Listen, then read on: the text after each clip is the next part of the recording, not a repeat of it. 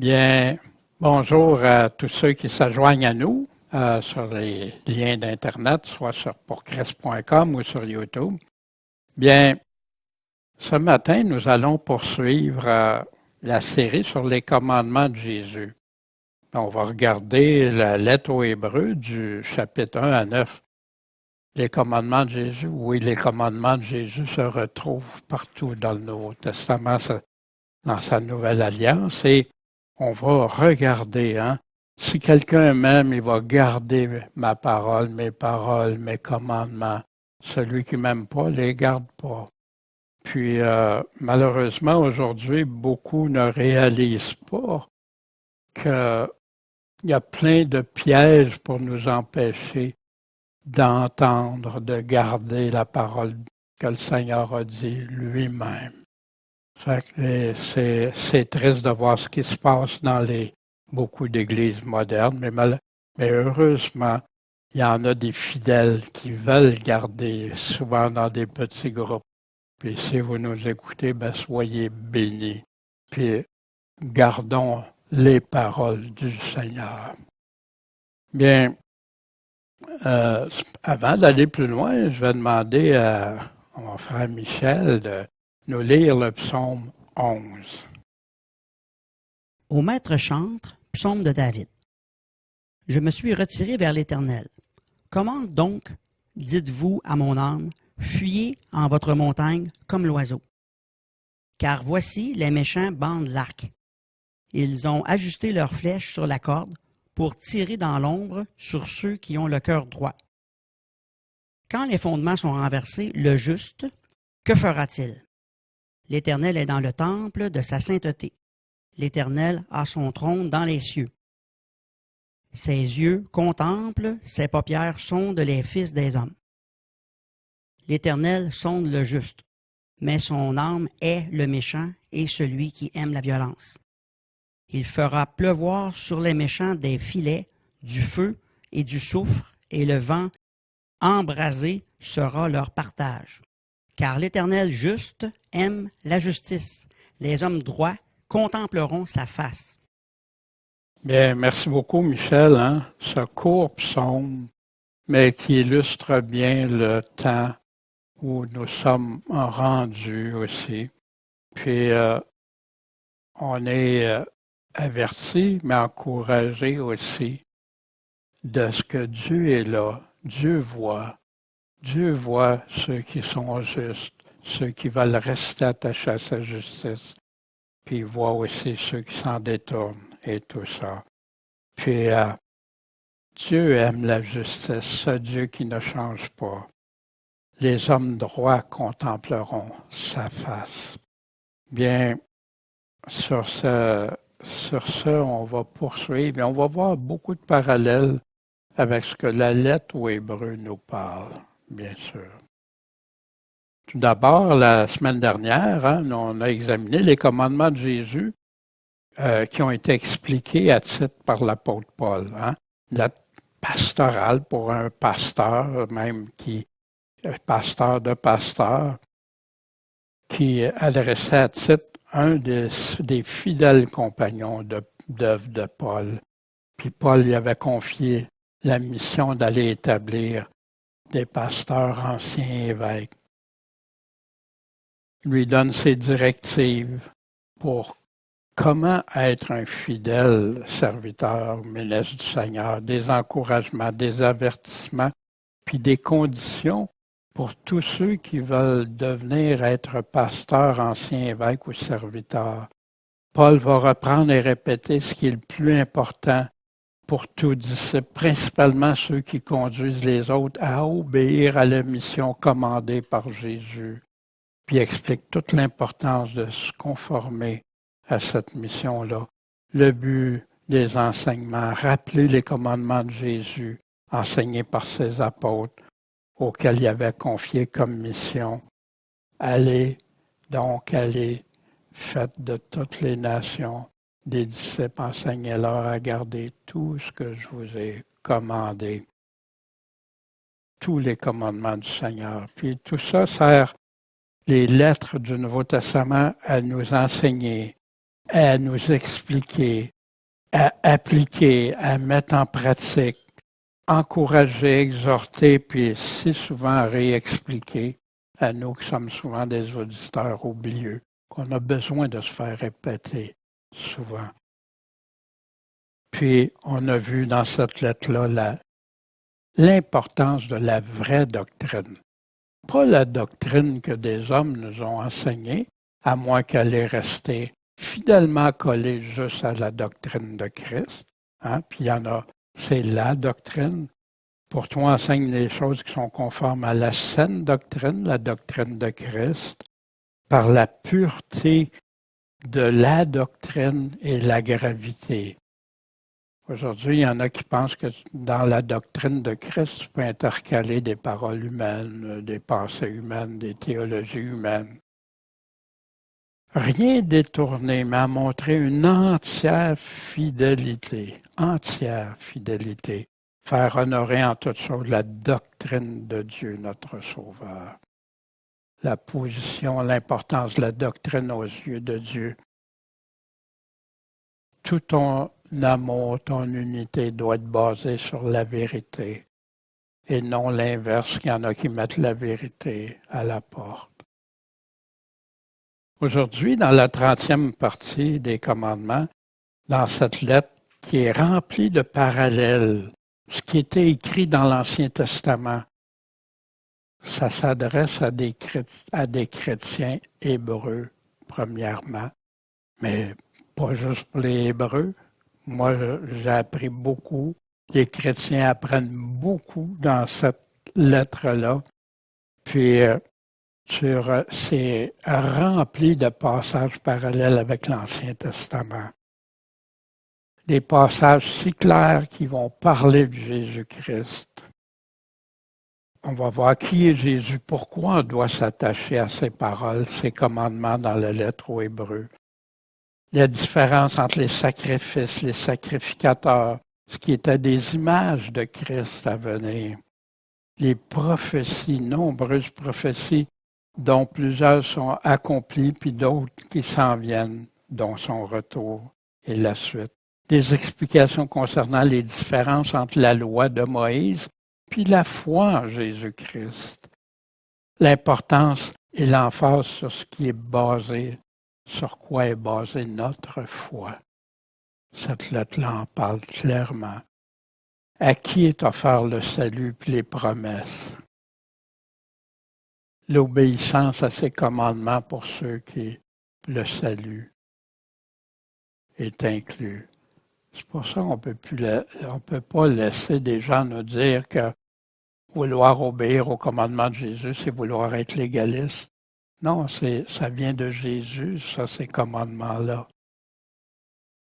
Est-ce qu'on pourrait dire que Jésus est un légaliste parce qu'il nous donne des commandements? Ça n'a aucun sens, mais il y en a qui ont réussi à renverser ça, qui pensent que la foi est séparée des commandements. C'est adressé à des chrétiens qui connaissaient la loi. Mais, juste avant de débuter, Seigneur Tout-Puissant, c'est ta parole qu'on ouvre, c'est ta parole qu'on veut comprendre. C'est cette nourriture-là que notre âme a besoin. Puis, merci d'avoir permis qu'on l'ait par écrit, puis que ton Saint-Esprit est là pour nous guider, nous aider à comprendre, ôter le voile, nos écailles, Seigneur, puis qu'on puisse pleinement voir et comprendre dans ta bonne volonté. Tu ne nous as pas laissé ça pour qu'on ne comprenne pas, que ce soit des mystères, mais que ce soit clair pour qu'on puisse l'appliquer dans nos vies, Seigneur. Fait que dirige nos cœurs, nos pensées, puis aplanis les sentiers. En ton saint nom, Jésus-Christ, le Maître, le Seigneur des Seigneurs, le Roi des Rois, le Sauveur. Amen. Paul, en passant, il y en a qui disent que l'Épître aux Hébreux n'a pas été écrit par Paul parce que des fois, c'est pas le même langage, ou même ça viendra contre leur théorie ou leur théologie et non pas la Bible, parce qu'on va voir que tout ça, c'est un tout ensemble. rattaché. Mais ici, parce que c'est pas toujours les mêmes phrases, la même tournure de phrase et tout, mais ça n'a aucun sens parce que tu peux écrire une lettre à différentes époques de ta vie, puis ça ne sera pas la même structure, la même façon. Tu peux écrire dans la même période, mais pour des sujets, des auditeurs différents, puis ça va être des grands savants qui ont qu'est-ce qui est. Fait que pour moi, je vais mentionner Paul, mais si ça vous offusque, vous pouvez placer autre. Mais pour moi, c'est clair que c'est Paul qui a introduit sa lettre avec une déclaration si claire. Dieu, autrefois, parlait à nos pères. Autrefois, mais à plusieurs reprises, puis de manière différente. Comment il a fait ça? Par les prophètes de l'Ancien Testament. Mais nous parle dans ces derniers temps comment? Par son Fils, qu'il a établi héritier de toutes choses, par lequel aussi il a fait le monde. Intéressant, on va voir des passages qui nous viennent à l'esprit tout de suite. Et qui étant la splendeur de sa gloire, Jésus est la splendeur de sa gloire, l'empreinte de sa personne, en soutenant toutes choses par sa parole puissante. On va voir qui était la parole, ayant opéré par lui-même la purification de nos péchés. Wow, ça part fort. Puis il est assis à la droite de la majesté divine dans les lieux très hauts. Wow, notre Seigneur, celui en qui on croit. Ayant été d'autant plus excellent que les anges supérieurs, qui a hérité d'un nom encore bien supérieur au nom des anges. Parce qu'auquel des anges Dieu a-t-il jamais dit, tu es mon fils, je t'ai engendré aujourd'hui, et encore je serai son père, puis il sera mon fils. C'est en lui qu'on croit, qu'on aime. Dans les commandements, on retrouve Dieu qui a parlé en ces derniers temps par son Fils. Voici, il vient de la nuit une voix qui dit, c'est ici mon Fils bien-aimé, en qui j'ai pris plaisir, en qui il a donné la splendeur de sa gloire. Écoutez qui lui, écoutez-le. Dans ces derniers temps par son Fils. Jésus parle aux disciples à ce moment-là, aux gens sans intelligence et cœur tardif à croire tout ce que les prophètes ont dit. Est-ce qu'il ne fallait pas que le Christ souffrisse ces choses puis qu'il entre dans sa gloire? Puis, commençant par Moïse et par tous les prophètes, les psaumes inclus et tout ça, il leur expliquait dans toutes les Écritures ce qui leur regardait. C'est tout ce qu'il y avait dans l'Ancien Testament qui parlait de Jésus-Christ. Qui on doit écouter, sinon le Fils? Pourquoi? Parce que c'est Dieu qui parle au travers sa parole, au travers son Fils. Au chapitre 1, on ne verra pas tout en détail tout, parce que la lettre aux Hébreux est quand même longue, mais on va se concentrer sur ce qui touche au commandement, ou ce qui est la mise en pratique des commandements, ou ce qui revient au commandement. Dieu nous a parlé aujourd'hui par le Fils, héritier par lequel il a fait le monde, Jésus-Christ, le Créateur de tout. On parle dans ce premier chapitre de sa supériorité, sa divinité fortement établie, l'autorité de Jésus-Christ quand il parle. Il parle non comme un homme, mais avec toute, non seulement comme un homme, devrait dire, mais avec toute l'autorité du Père en son nom. Le nom, quand tu parles au nom de quelqu'un, quand tu pries au nom de quelqu'un, ça inclut quoi? Il règne avec un sceptre de justice, de droiture. Tu as aimé la justice, tu as haï l'iniquité. C'est pourquoi ô Dieu, ton Dieu. Intéressant. Ô Dieu, ton Dieu, t'a oint d'une huile de joie au-dessus de tes semblables. Le Fils de Dieu oint au-dessus des semblables par le Père, qui va faire de ses ennemis ses marchepieds. Puis ça s'en vient. Puis ce qu'il y a de relié au commandement qui nous vient à l'esprit, la parole est avec Dieu. La parole était Dieu. Elle était au commencement avec Dieu. Toutes choses ont été faites par elle et rien de ce qui a été fait n'a été fait sans elle. Ensemble.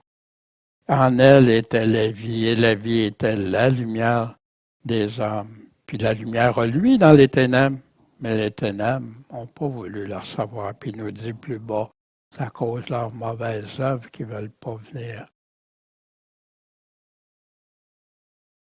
L'apôtre nous parle à quoi s'attacher. C'est pourquoi il faut nous attacher plus fortement aux choses que nous avons entendues. Ici, aux choses entendues, il y a près de 2000 ans. Il y en a qui appliquent ça aujourd'hui avec ce qu'on leur a enseigné, ce qu'on leur a dit. Ben, vérifie ça, c'est ce qu'on t'a dit, c'est exactement les paroles. De peur que nous ne périssions. Quelle est l'importance? Quelle importance on y accorde? Parce que si la parole annoncée par les anges a eu son effet, en passant par les anges, on avait déjà vu anges, c'est messagers de Dieu. Puis Dieu peut faire de ces messagers des flammes de feu, peut faire des vents, de l'eau, peut envoyer des êtres qui viennent, ces anges. Puis aussi, ange peut dire messager. Puis on va voir pourquoi. Si la parole annoncée par les anges a eu son effet, et si toute transgression, toute désobéissance a reçu une juste punition, comment on peut échapper si on néglige un si grand salut qui ayant été premièrement annoncé par qui? Par le Seigneur, puis qui nous a été confirmé comment? Comment que la parole nous a été annoncée? Confirmée par ceux qui l'avaient entendue. Qui sont ceux qui l'avaient entendu? Sinon, ses apôtres, ses disciples. Dieu, même appuyant leur témoignage, comment? Par des prodiges et des miracles. Qui ont fait ça? Les apôtres. Par divers actes de sa puissance et les dons du Saint-Esprit, selon sa volonté. C'est pourquoi il a fallu qu'il devînt semblable en toutes choses à ses frères, afin qu'il fût un souverain sacrificateur, miséricordieux, puis fidèle dans les choses de Dieu pour pouvoir expier les péchés du peuple, Jésus-Christ. Car ayant été tenté dans ce qu'il a souffert, il peut secourir ceux qui sont tentés, ceux qui sont éprouvés par différentes façons, différentes manières, dont le péché, bien sûr, puis aussi les épreuves. Prendre garde qui on écoute. Où est-ce qu'on prend notre foi? Où est-ce qu'on s'attache de peur que nous périssions? Donc, au chapitre 2, on voit l'importance de s'attacher fortement aux paroles de Christ. Pas négliger un si grand salut. Il y en a qui disent, non, moi je néglige pas ça, mais ils ne vivent pas selon ce que Dieu demande. Comment pas le négliger? Pourquoi? Puis comment qu'on peut faire ça sinon s'attacher à ces paroles? Comment vaincre la tentation? Ce qui distingue la tentation du péché, c'est pas la tentation, Jésus a été tenté lui aussi, mais il a résisté. Il n'a pas été vaincu par la tentation, par les épreuves. Ayant été tenté dans ce qu'il a souffert, il peut secourir ceux qui sont tentés. Est-ce que c'est notre réflexe d'aller à lui? Pas se décourager. Cette pleine espérance en lui. Puis, Dans les commandements, Jésus nous dit, hein, coupe ça, c'est une occasion de chute. Prendre garde de ne pas être séduit par le péché, pas être vaincu par le péché. Regardez Jésus qui peut et veut nous secourir. La seule foi à suivre, le seul chemin à suivre. Oui, go, c'est la bonne voie, les promesses, le salut, l'assurance, les encouragements. Oups, la lettre va nous parler comme tous les autres lettres du Nouveau Testament d'ailleurs. Attention, danger ici. Arrête, va pas plus loin. Réfléchis, médite ce que Dieu attend de toi, te dit. Puis aussi, le rouge. Non, ça c'est non. Des avertissements fermes, des conséquences à venir. L'abandon, ça va amener la perdition. Et on va voir la lettre qui en parle si clairement, et d'ailleurs pas seulement la lettre aux Hébreux. Quoi entendre? Comment l'entendre? Pourquoi? C'est pourquoi, comme dit qui? Le Saint-Esprit. Aujourd'hui, si vous entendez sa voix, qu'est-ce que c'est entendre sa voix? On va y revenir. Endurcissez pas vos cœurs, comme quand il arrivait lors de la contestation au jour de la tentation au désert. Il va prendre ici un exemple concret, ce qui s'est produit quand les pères ont tenté Dieu, ils ont éprouvé Dieu, puis où ils ont vu les œuvres de Dieu pendant 40 ans, mais Dieu a été irrité contre cette génération. Leur cœur s'égare toujours, ils n'ont pas connu mes voies. Attachons-nous à ce qui est écrit. C'est ça qui est en train de parler dans le contexte. Aussi, dans ma colère, j'ai juré, ils n'entreront pas dans mon repos. Wow, quelle conséquence. Frères qui est chrétien, prenez garde que quelqu'un de vous n'ait un cœur mauvais et incrédule. Comment tu peux avoir un cœur mauvais et incrédule en te détournant du Dieu vivant? Mais exhortez-vous les uns les autres chaque jour, de temps en temps, chaque jour, pendant qu'il est dit aujourd'hui. On ne connaît pas demain.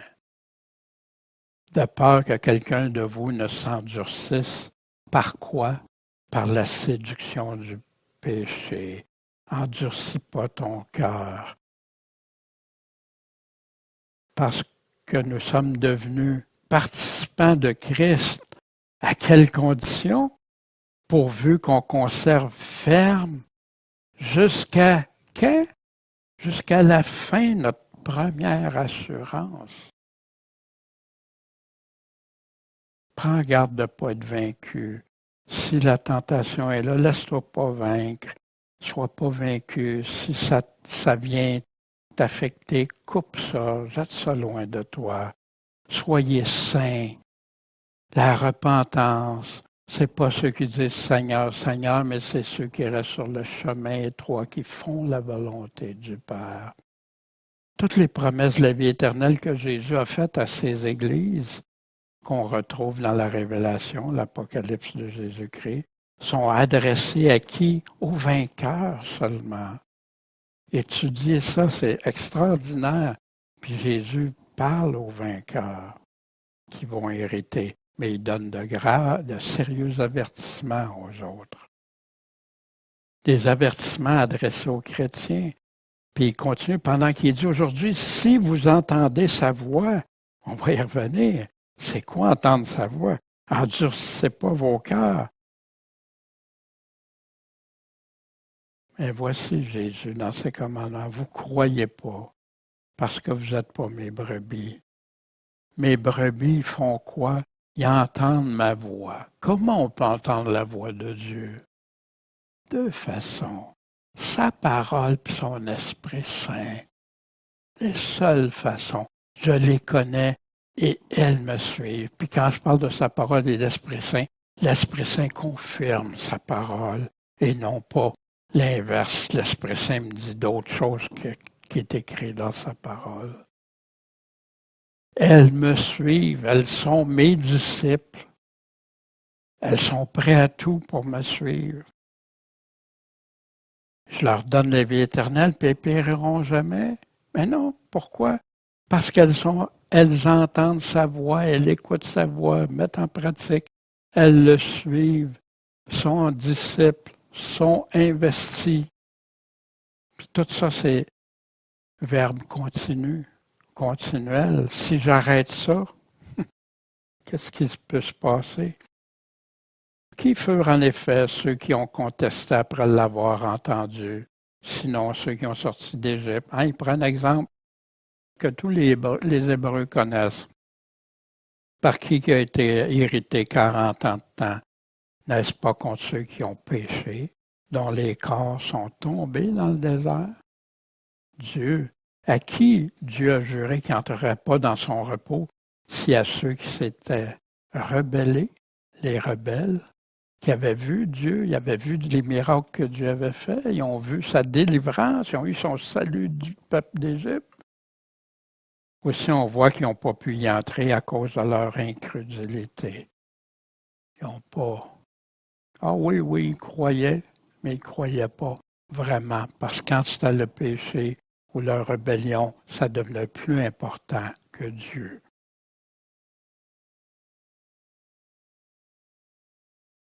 La pluie est tombée, il y a eu des vents, ça a brassé dans cette maison-là, puis elle n'est pas tombée parce qu'elle était fondée sur le roc. Mais quiconque entend, ça c'est ceux qui écoutent les paroles que j'ai déjà dit, quiconque entend les paroles que je dis, puis les met pas en pratique. Fait qu'il y en a qui pensent, parce qu'ils entendent les paroles, ils lisent la Bible, que c'est ça. Non, il faut les mettre en pratique. Ça sera comparé à qui un homme insensé, comme des vierges insensées. Là, il y a eu la tempête est venue, ça a brassé, puis là, il est tombé, puis sa ruine a été grande. Si vous entendez sa voix aujourd'hui, si vous voulez suivre le Seigneur, qui croit ou qui se rebelle contre qui? C'est la rébellion à qui Dieu est un Dieu d'amour, de miséricorde et de justice et de sévérité aussi. On ne se moque pas de Dieu. Fait qu'au chapitre 3, celui qui a tout construit, qui est supérieur à Moïse, Jésus-Christ, pourvu qu'on conserve jusqu'à la fin fermement notre première assurance. C'est lui notre délivrance, notre salut. C'est lui qu'on veut aimer, qu'on veut suivre. Puis il va nous dire comment le suivre au chapitre, dans les chapitres qui s'en viennent. Pas endurcir son cœur. Le Saint-Esprit dit aujourd'hui, si tu entends sa voix, aujourd'hui, si dans la parole de Dieu, tu entends la voix de Jésus qui te confronte à quelque chose que tu pensais que c'était ça, que c'est pas ça, ou que tes choix de vie, qui tu vas écouter? Frères, prenez garde que quelqu'un de vous n'ait un cœur mauvais, puis incrédule, puis se détourne du Dieu vivant. Pour s'en détourner, il faut que tu sois envers lui. Mais exhortez-vous pendant qu'il est dit aujourd'hui, de peur que quelqu'un s'endurcisse par la séduction du péché. Ceux qui se rebellent n'entreront pas dans son repos à cause de leur incrédulité. Puis quand tu as la foi en Jésus-Christ, tu vas croire autant ses promesses que ses mises en garde, ses avertissements. Aujourd'hui, il y en a qui font des demi-vérités avec l'Évangile. Ils vont prendre juste les promesses, les choses agréables, mais les avertissements, les mises en garde que le Seigneur nous a données, non, c'est plus pour nous. Maintenant, on est sauvés, fait que c'est plus pour nous. C'est les non-croyants qui vont aller chercher dans la parole de Dieu, qui vont entendre sa voix.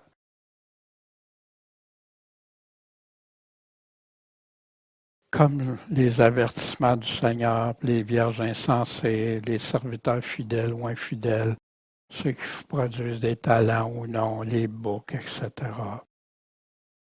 Des avertissements adressés aux chrétiens concernant l'entrée dans le repos de Dieu. Donc, avec ce qu'on vient de voir, craignons que la promesse d'entrer dans ce repos nous étant laissée, que quelqu'un de vous ne paraisse y avoir renoncé, le renoncement encore. qu'est-ce qu'on doit renoncer? Sinon, à notre propre vie, même au moi. Mais pas renoncer d'entrer dans son royaume. L'heureuse promesse a été faite aussi bien à eux. L'heureuse promesse, là, l'Ancien Testament a été faite aussi à nous, là. Mais cette parole qu'ils avaient entendue ne leur a pas servi parce que ceux qui l'ont entendue, ils n'ont pas ajouté la foi. Ils n'ont pas vraiment cru. Mais pour nous qui avons cru, nous entrons dans le repos, suivant ce qui est dit. C'est pourquoi j'ai juré dans ma colère qu'ils n'entreront pas dans mon repos. Cependant, ces œuvres étaient accomplies depuis la création du monde. Fait qu'il ne parlait pas de son repos du 7e jour, ici, de la création. Et il continue plus loin, tu sais. Ceux qui ne sont pas entrés, c'est à cause de leur incrédulité. Mais Dieu a déterminé de nouveau un certain jour, un autre jour, par ce mot. Aujourd'hui, disant par David, qui lui est venu si longtemps après la délivrance, après ce désert-là, 40 ans dans le désert, comme il est dit plus haut, aujourd'hui, si vous entendez sa voix, endurcissez pas vos cœurs. Parce que si ça aurait été Josué qui les aurait introduits dans le repos, Dieu ne parlerait pas après ça d'un autre jour, Josué qui était avant David. Donc, il reste au peuple de Dieu un repos de sabbat. Il y en a qui croient qu'ils observent le sabbat, puis c'est pas mal. Ceux qui observent un jour l'observent pour le Seigneur. Mais c'est quand les personnes commencent à se juger les uns les autres pour un aliment ou pour un jour que là, ça peut devenir problématique. Sans la foi, c'est impossible de plaire à Dieu. Est-ce qu'on va entrer dans ce repos-là? Hein? Les avertissements. Celui qui est entré dans ce repos se repose aussi de ses œuvres, comme Dieu des siennes. Donc, laissons-nous entrer dans ce repos, efforçons-nous donc d'entrer dans ce repos de peur que quelqu'un ne tombe dans une semblable rébellion. Cet exemple-là qui nous avertit. Parce que la parole de Dieu, elle est vivante, efficace et plus pénétrante qu'une épée à 2 tranchants. Ça perce jusqu'à la division de l'âme, de l'esprit, des jointures, des moelles, jugeant des pensées, des intentions du cœur. Comment tu peux laisser agir la parole de Dieu en toi?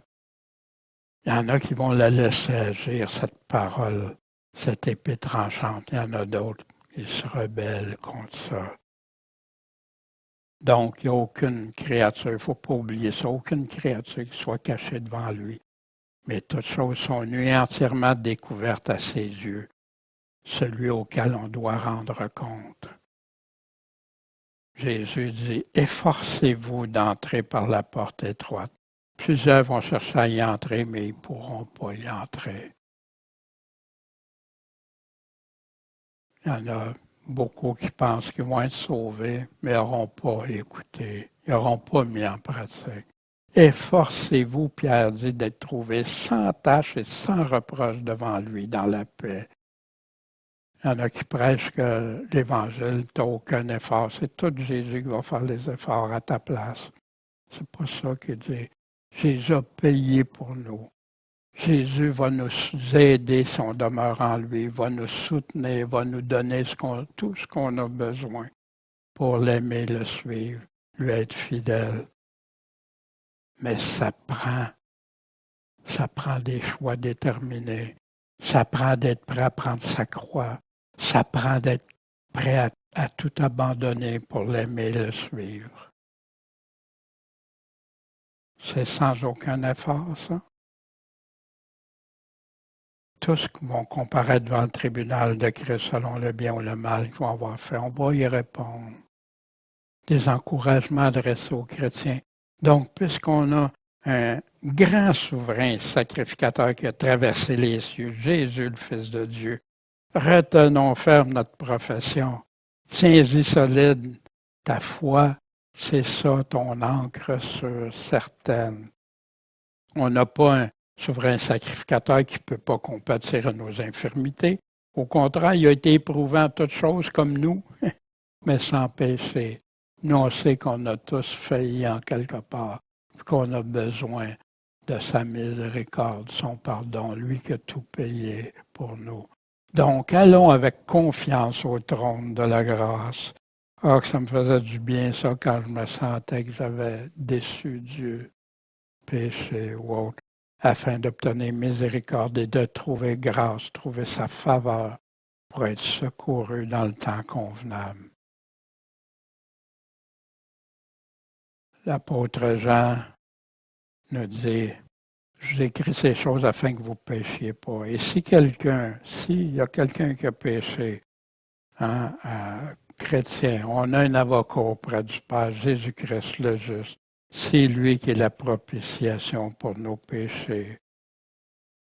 Par ceci, on sait que nous l'avons connu. Comment qu'on le sait savoir si on garde ses commandements? Comment il y en a qui peuvent dire que garder ses commandements, c'est vouloir être légaliste? Celui qui dit « je l'ai connu » et qui ne garde pas ses commandements est un menteur. Puis la vérité n'est pas en lui. J'en écoute plus des prédicateurs qui me conduisaient, gardaient dans l'erreur, que c'était vouloir être légaliste, vouloir être sauvé par mes propres œuvres, qu'obéir aux commandements de Dieu. C'est ça que l'Évangile nous demande, de se convertir, de se repentir, de suivre Jésus. Mais celui qui garde sa parole, l'amour de Dieu est véritablement parfait en lui. Puis à cela, on connaît qu'on est en lui. Celui qui dit qu'il demeure en lui, ça c'est le critère, doit aussi marcher comme il a marché lui-même. Aujourd'hui, on prêche tellement que c'est impossible, tu ne peux pas atteindre ça, alors que Jésus nous demande ça. Qui on va écouter? À qui on va s'attacher? Sans lui, on ne peut rien faire, mais avec lui, on peut tout faire. Ce qui est selon Dieu. Au chapitre 4, si aujourd'hui on entend sa voix, craindre de négliger d'entrer dans sa promesse, même paraître y avoir renoncé, s'efforcer d'entrer, pas tomber, devenir rebelle, sa parole tranchante qui juge. On a un grand souverain sacrificateur, Jésus, le Fils de Dieu, qui peut compatir, comprendre, mais pas nous laisser nous en sortir, nous en délivrer. Lui-même qui a été tenté, éprouvé sans jamais pécher. Le chapitre 4 nous exhorte à demeurer ferme, d'aller au trône de la grâce quand on a besoin de miséricorde et de secours. Dans le chapitre 5, il va parler des exemples, la différence entre Jésus et les sacrificateurs de l'Ancien Testament. Tu sais. Puis il dit qu'eux autres sont même dans l'ignorance, dans le péché, des faiblesses, l'erreur. Puis il doit faire des offrandes pour lui chaque année, il n'est pas mieux. Mais personne ne peut s'attribuer la dignité pour ôter les péchés que celui qui est appelé de Dieu. Comme Aaron. De même, Christ ne s'est pas attribué la gloire d'être souverain sacrificateur, mais il y aura ça de qui? De celui qui a dit « C'est toi mon fils bien-aimé, je t'ai engendré aujourd'hui, du Dieu le Père. » Puis là, il parle du sacrificateur pour l'éternité, selon l'ordre de Melchisédek. Une voix qui dit « C'est ici mon fils bien-aimé, en qui j'ai pris plaisir, écoutez-le. » On va parler aussi de Jésus, l'auteur du salut, mais il va définir pour qui. C'est lui qui, pendant les jours de sa chair, ayant offert avec de grands cris et avec larmes des prières et des supplications à son Père, à celui qui pouvait le sauver de la mort, et ayant été délivré de sa crainte. Oui, comme le Père a répondu, son propre Fils, mais il l'a délivré de sa crainte, comme il peut faire pour nous. Bien qu'étant Fils, il a appris quoi? L'obéissance par les choses qu'il a souffert. Et souvent, nous, comme hommes, femmes, on apprend par nos souffrances. ayant été rendu parfait, complet, il est devenu l'auteur du salut éternel. Tu cherches un passage qui parle de salut éternel, il est là. Mais pour qui? Pour tous ceux qui lui obéissent, qui obéissent à sa parole, à ses commandements. C'est pas écrit l'auteur du salut pour tout le monde, n'importe qui ne lui obéisse pas. Il est offert à tous. Dieu veut que tous soient sauvés, mais seulement ceux qui se repentent, qui se convertissent, qui le suivent. Dieu l'a déclaré. À ce sujet, il y a beaucoup de choses à dire qui sont difficiles à expliquer. Hein? Comme Pierre dit, quand Paul explique des choses, des fois c'est long et difficile à comprendre, puis qu'il y en a qui tordent le sens. Parce que vous êtes devenus lents à comprendre. Est-ce qu'on comprend ces commandements quand il nous parle? Celui qui m'aime obéit à mes commandements, entend ma voix, me suit. Comment je peux obéir à ces commandements si je ne les comprends pas? C'est pour ça qu'on a besoin. Étudiez-vous, efforcez-vous. Des fois, c'est pas naturel, c'est pas tout de suite. Mais si on aime Dieu, si Dieu est vraiment le centre de nous, on va tout lui accorder notre attention. Puis ça ne veut pas dire qu'il n'y a pas des fois des choses qu'on ne comprend pas tout de suite, puis tout ça, non, c'est pas. Mais Dieu va nous le révéler. Demandez, vous recevrez. Cherchez, vous trouverez, puis frappez. C'est pas tout homme qui me dit Seigneur, Seigneur, qui va entrer dans le royaume, mais celui qui fait la volonté de mon Père. Ça, c'est si important. Restons attachés à ce qu'il nous a dit. Est-ce qu'on comprend ou on est devenu lent à comprendre? Pendant que vous devriez être maître depuis longtemps, vous avez encore besoin d'apprendre les premiers éléments des paroles ou oracles de Dieu. Vous en êtes venu à avoir besoin de lait, non de nourriture solide. Celui qui se nourrit de lait, il ne comprend pas la parole de la justice. Il est un petit enfant, sans maturité. Mais la nourriture solide, c'est pour les hommes faits, pour ceux qui, par l'habitude, ont le jugement exercé à discerner le bien et le mal. Tu n'as pas ça tout de suite à la conversion. C'est pour ça qu'on doit toujours viser à apprendre, à comprendre, toujours de plus en plus, puis discerner. Beaucoup, même dans les prédicateurs, qui n'ont même pas ce jugement à discerner ce qui est bien ou mal, ce qui est vrai ou faux, puis qui enseignent. C'est Dieu qui a raison. Est-ce qu'on est de ceux qui comprennent ce que Dieu dit, ou si on serait devenu lent à comprendre? Dans les commandements, Jésus nous dit, si donc la lumière qui est en toi est ténèbre, combien grandes seront ces ténèbres? Comment on va comprendre? Si notre évangile est voilé, il est voilé pour qui? Ceux qui périssent. On n'entend plus ça souvent. Mais c'est important. Ça ne veut pas dire que je n'ai pas besoin d'être aidé, d'être expliqué. C'est ça qu'un enseignant va faire, un prédicateur. Il va prendre les choses et les faire ressortir. Mais est-ce que le cœur est ouvert à recevoir? Mais ceux qui reçoivent, celui ou celle qui reçoit, doit regarder, ça correspond-tu à exactement ce que Dieu dit? Puis demandez, vous recevrez. Il ne veut pas nous garder dans les choses. Fait que c'est important. Vous savez, notre vie passe vite. On ne sait pas quand est-ce que ça ne sera plus aujourd'hui pour chacun de nous. Est-ce que je vais avoir investi à la bonne place? Ça veut-tu dire de laisser tout tomber ce que je fais, mon travail? Ben non, pas du tout. Mes responsabilités sont là. Mais quel temps j'accorde pour comprendre Dieu, l'aimer, l'écouter, écouter sa voix, le suivre. C'est un grand sacrificateur souverain qui est devenu l'auteur du salut réservé pour ceux qui lui obéissent. On devrait maîtriser les premiers éléments de la foi au lieu. Ça prend de la nourriture solide. Pas qu'on reste des petits-enfants immatures qui ne peuvent pas discerner la parole de justice, du bien et du mal. Mais pour ceux qui mangent la nourriture solide, vous deviennent accomplis.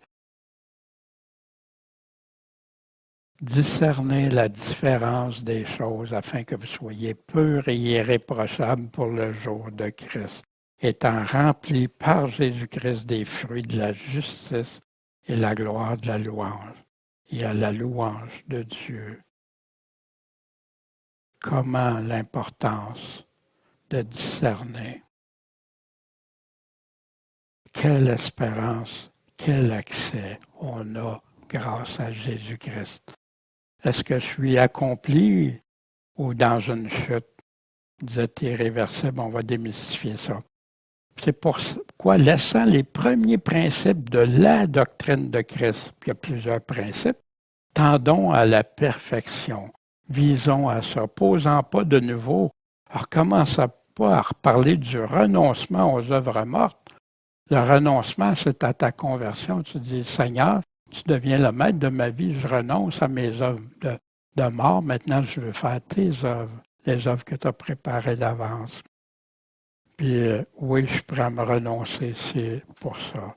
Puis de la foi en Dieu, puis de la doctrine des baptêmes, hein? Fait qu'on peut parler de baptême d'eau, puis le baptême de l'Esprit Saint, l'imposition des mains, la résurrection des morts, le jugement éternel.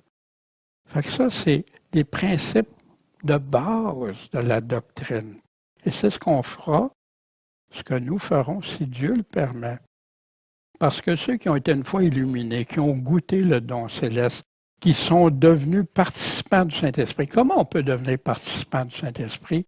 Sinon par la nouvelle naissance, naître de nouveau. Tu ne peux pas avoir l'Esprit Saint en toi si tu n'es pas de nouveau. Tu ne peux pas participer. Qui ont goûté la bonne parole de Dieu et les puissances des siècles à venir et qui sont tombés, il est impossible de les renouveler encore à la repentance puisqu'ils crucifient pour eux-mêmes le Fils de Dieu puis l'exposent à l'ignominie.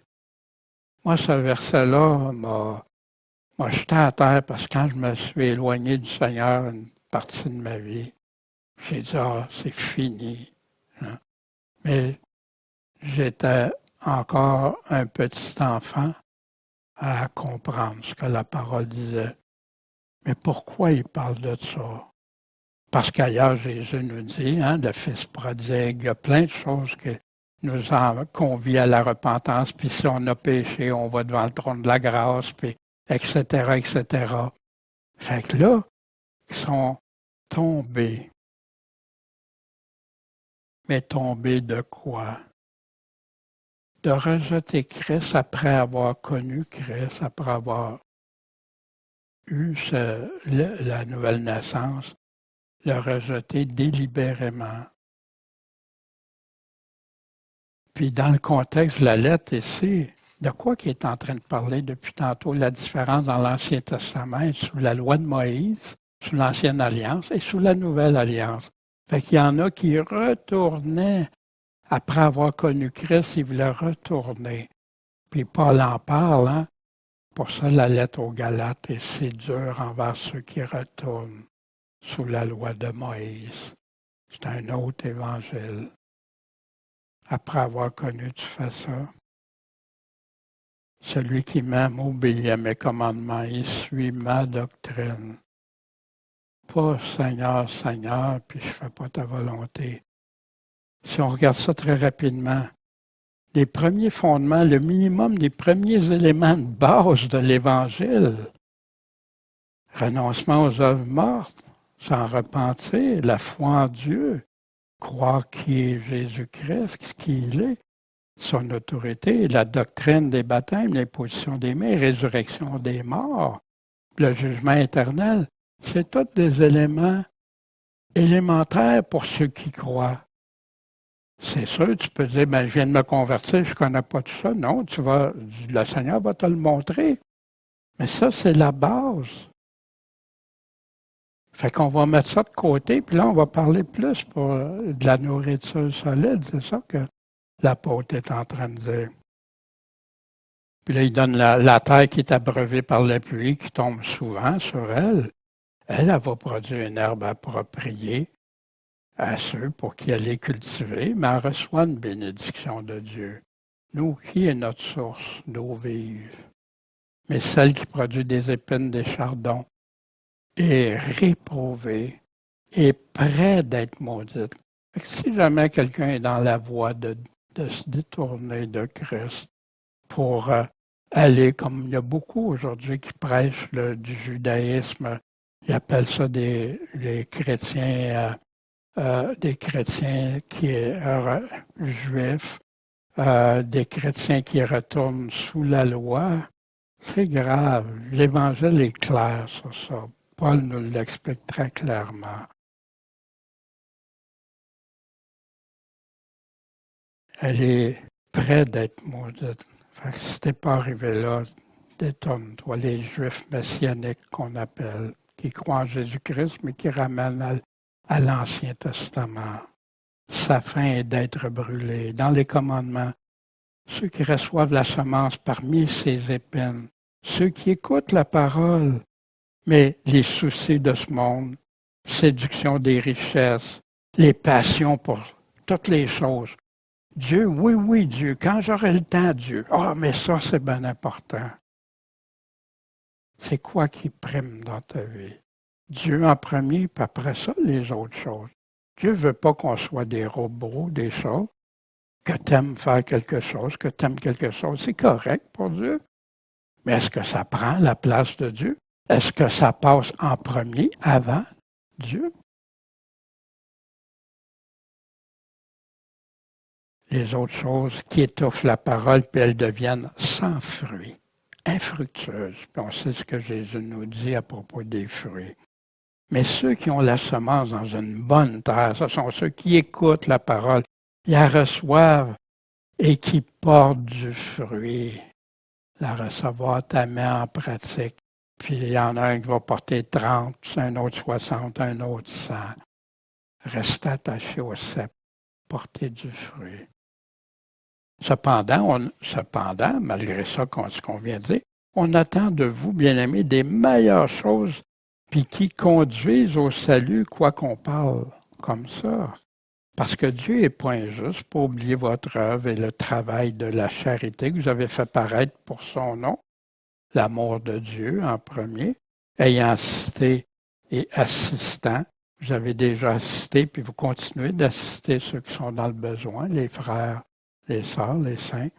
Or, nous désirons que chacun de vous fasse voir la même ardeur, le même zèle, pour conserver jusqu'à la fin la pleine certitude de l'espérance, pour que vous ne deveniez pas paresseux, mais que vous imitiez ceux qui, par la foi et la patience, la persévérance, héritent les promesses. Qui hérite les promesses ici? C'est ceux par la foi et la persévérance dans la foi qui héritent ces promesses-là.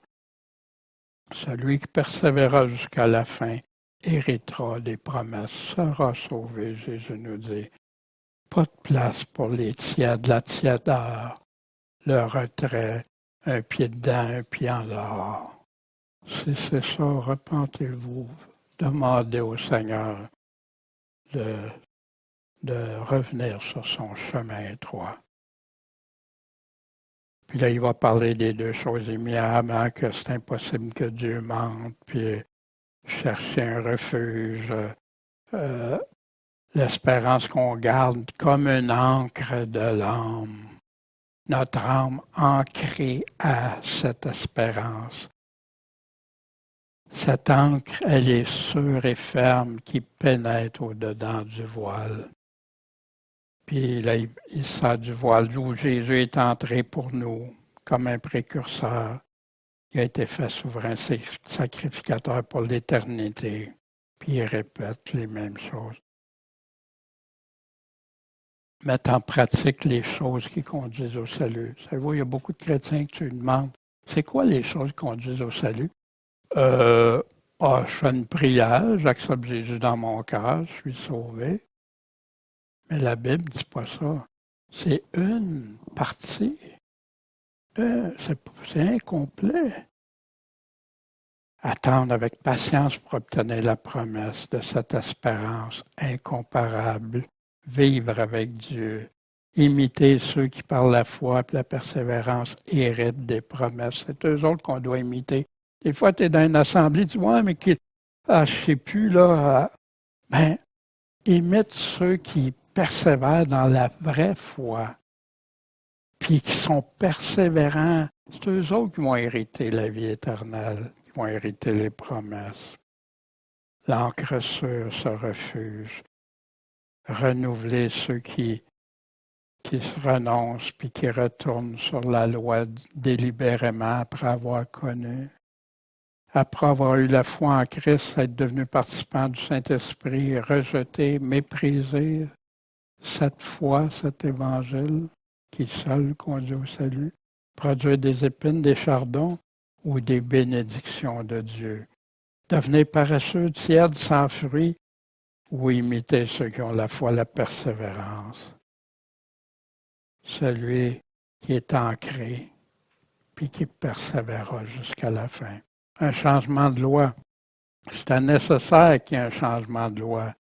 La première, ça a été aboli à cause de sa faiblesse et c'est devenu inutile maintenant.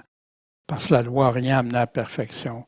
Mais une meilleure espérance par laquelle nous nous approchons de Dieu a été mise à la place. La loi de Moïse. Jésus est devenu ainsi garant, la garantie d'une alliance d'autant plus excellente. C'est pourquoi il peut sauver parfaitement ceux qui s'approchent de Dieu, mais par lui, étant toujours vivant pour intercéder en leur faveur. Il nous fallait un tel souverain sacrificateur saint, innocent, sans souillure, séparé des pécheurs et élevé au-dessus des cieux. La loi était soumise avec des hommes qui étaient infirmes, mais la parole du serment qui a suivi la loi institue le Fils qui a été rendu parfait pour l'éternité. La loi a été donnée par Moïse, mais la grâce et la vérité sont venues par Jésus-Christ. C'est le Fils unique, celui qui l'a fait connaître. Le changement de loi maintenant, comme Paul dit et répète, il est maintenant sous la loi de Christ. Chapitre 7, il est devenu semblable à Melchisédek, mais plus grand, plus puissant. Un autre ordre de sacrificateur que celui donné par Moïse. Ça a été fait par le serment de Dieu, le Fils promis, qui est dans l'Ancien Testament qu'on retrouve plein de passages où Jésus expliquait à ses disciples où ça parlait de lui. Première ordonnance abolie. Pour ça qu'on ne peut pas retourner sous la loi. Sans ça, c'est comme si on dirait à Jésus, t'es pas assez pour moi. Changement de loi d'alliance, maintenant, on est sous la loi de Christ, qui peut sauver parfaitement ceux qui s'approchent de Dieu par lui. Il est toujours vivant, bien plus grand, meilleur. Maintenant, Christ a obtenu un ministère d'autant plus excellent. Ce mot revient là partout, excellent, grand, meilleur. Il est médiateur d'une alliance plus excellente qui a été établie sur des meilleures promesses. Si la première alliance aurait été sans défaut, il n'y aurait pas eu besoin d'en mettre une deuxième. Puis, voici les jours viendront, dit le Seigneur, que je traiterai une alliance nouvelle avec la maison d'Israël, avec la maison de Juda. Pas une alliance comme j'ai faite avec leur père, où je les ai pris par la main, je les ai sortis, parce qu'ils n'ont même pas persévéré dans mon alliance, la loi de Moïse, et je les ai abandonnés, dit le Seigneur. Voici l'alliance que je traiterai avec la maison d'Israël après ces jours-là. Je mettrai mes lois dans leur esprit, je les écrirai sur leur cœur. Je serai leur Dieu, puis ils seront mon peuple. Et aucun n'enseignera plus, ni son prochain, ni son frère, en disant « Connais le Seigneur », parce que tous me connaîtront, depuis le plus petit d'entre eux jusqu'au plus grand. Ça va arriver à Israël quand ils vont se convertir, quand tout Israël vont reconnaître qui est Jésus-Christ. Parce que je serai apaisé à l'égard de leur injustice. Je ne me souviendrai plus de leur péché ni de leur iniquité. En parlant d'une alliance nouvelle, il déclare ancienne la première. C'est ce qui est devenu ancien, puis qui a vieilli et près de disparaître. Qui est-ce qui peut nous porter du secours dans les épreuves? Christ, qui a souffert, qui peut secourir. Il compatit pour nos infirmités. Mais lui, il est sans péché. Il peut sauver parfaitement ceux qui s'approchent de Dieu par lui. Il est toujours vivant. De même, Christ a été offert une fois pour ôter les péchés de plusieurs, va apparaître une deuxième fois sans péché pour ceux qui l'attendent, pour le salut. Chapitre 8, un ministère bien plus excellent, un médiateur souverain. Le point capital, qu'on a un tel sacrificateur assis à la droite du trône de la majesté dans les cieux. C'est à lui. C'est lui qu'on veut aimer, glorifier, suivre, écouter. Privilège d'avoir un accès à une nouvelle alliance qui avait été promise. Le but de Dieu, mettre dans nos cœurs sa loi, sa crainte, sa connaissance, son pardon, sa miséricorde, qui peut nous accorder sa grâce pour ceux et celles qui vont lui obéir fidèlement, mais inutile pour ceux et celles qui vont rejeter cette loi, cette nouvelle alliance qui doit diriger leur cœur, le cœur des véritables croyants. L'exemple du peuple choisi d'Israël qui n'ont pas obéi à son alliance, qui ont rejeté, nous met en garde de veiller, prier, garder. Combien plus le sang de Christ, ce qui s'est offert sans tâche, va purifier notre conscience des œuvres mortes, ce que Dieu déteste, afin de servir le Dieu vivant. Il est médiateur de cette nouvelle alliance. Où il y a un testament, il est nécessaire que la mort du testateur soit constatée, car c'est en cas de mort qu'un testament, une alliance devient valable, puisqu'il n'y a aucune force tant que le testateur est en vie. C'est pourquoi la première alliance n'a pas été établie sans effusion de sang. Jésus qui a versé son sang. Paul se sert d'un exemple, on n'a pas le temps de regarder ça en détail, mais dans Romains chapitre 7, versets 1 à 3, Paul prend cet exemple-là pour démontrer que tu peux pas, la loi qui est terminée, tu peux pas te remarier. Il prend l'exemple du mariage, tu peux pas te remarier avec quelqu'un si l'autre est encore en vie. Juste quand l'autre est mort. Mais la même chose que la loi, ben, elle est morte maintenant. Là, tu peux avoir avec la nouvelle alliance de Jésus-Christ. Meilleure promesse, meilleur ministère, meilleur sacrificateur, meilleur sacrifice, meilleure loi, meilleure alliance. Qu'est-ce qu'on préfère? Sous la loi de Moïse, désirer comme autrefois, aller vers le judaïsme, ou comme maintenant, la foi en Jésus-Christ. Puis maintenant, la meilleure et même la seule puissance contre les péchés. Fait qu'il parle des emblèmes des choses qui sont dans les cieux. C'est une image des choses à venir. Puis il va parler du sanctuaire, il va parler du sacrificateur.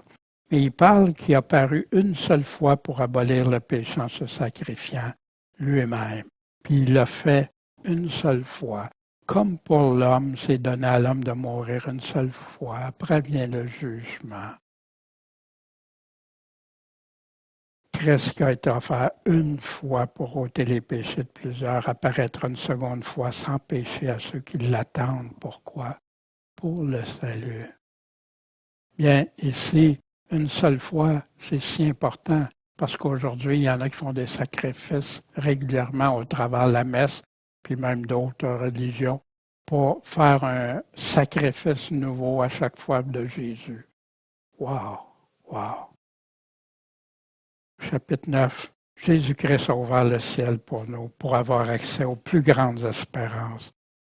Il nous offre le meilleur en étant le meilleur en tout. Que tout l'univers, tout ce que l'univers pourra offrir, c'est un sacrifice supérieur, unique, ultime pour obtenir la délivrance et la vie éternelle. puisqu'on meurt une seule fois avant le jugement, comment on ne devrait pas en attendant vivre pour Dieu, avec lui puis en lui?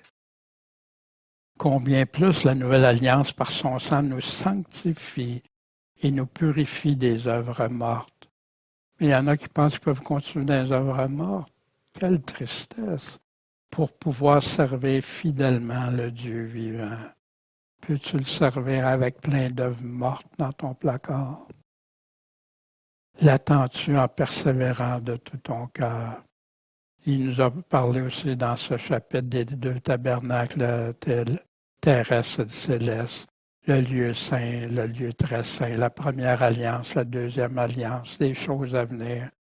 Sans effusion de sang, il n'y a pas de pardon. C'est pour ça que Jésus a dû mourir, l'agneau de Dieu qui ôte le péché du monde. On meurt une seule fois avant le jugement. On n'aura pas une deuxième chance. C'est maintenant notre chance de s'approcher du trône de la grâce pour ceux qui l'attendent. Conserver cette espérance, si pourvu qu'on conserve ferme jusqu'à la fin. Efforçons-nous, si on s'efforce d'entrer puis pas tomber dans une rébellion. Une ardeur, si on démontre une ardeur pour conserver jusqu'à la fin la pleine certitude. Imiter ceux qui par la foi et la persévérance héritent des promesses. S'approcher avec un cœur sincère, une pleine certitude de foi, les cœurs purifiés des souillures. Ce qu'on va voir la semaine prochaine. Retenir sans fléchir, sans chuter, sans tomber la profession de notre espérance.